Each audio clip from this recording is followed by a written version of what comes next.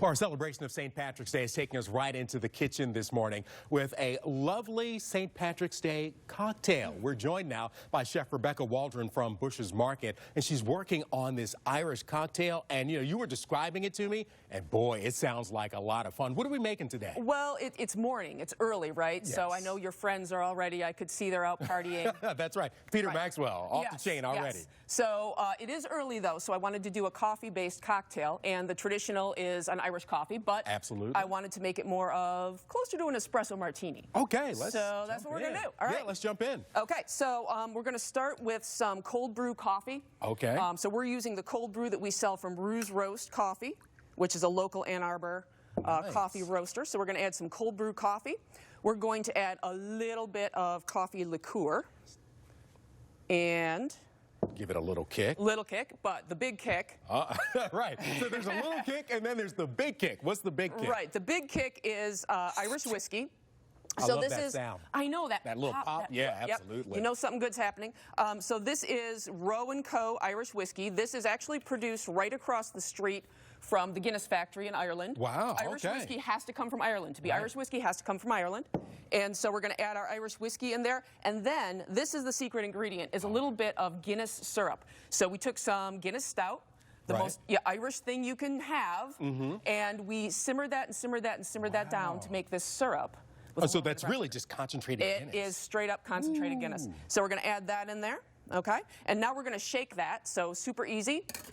Just, if you make the Guinness syrup ahead, you can actually use it for a bunch of different recipes. Okay. Okay, so we're going to shake.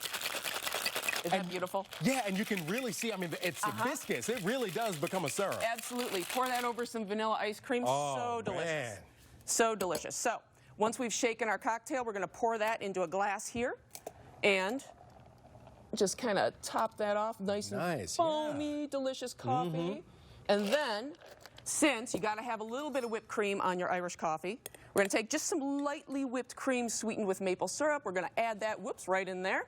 And there we go. I'm shaking to make sure I coat the top there. Nice. And then we have a little bit of chocolate we're going to grate on top.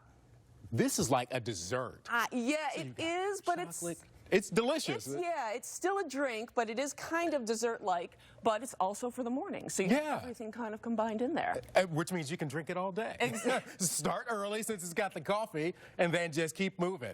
You know, I don't think that would be advisable in the long term. However, no, it's definitely not a good recommendation. Yes. But hey, this is just one, and all these things are things that all these items are you can buy at Bush's. Absolutely. So we have a great selection of Irish whiskey. We have everything from Jameson all the way through Redbreast, which is kind of your more aged Irish whiskey. And then we also have Guinness, we have Harp, we have Irish soda bread, we have shamrock plants, we have all things Irish today, and we have corned beef meals too. Right, so if you're like me and maybe a little behind, a procrastinator, and you still want to get in on the celebration, all you have to do is head to Bush's. Absolutely, we have everything you need. All right, now you made this drink. Absolutely. I think it might be rude for me to have you do all this work and then just not taste it. Exactly, you have to have a little bit at least.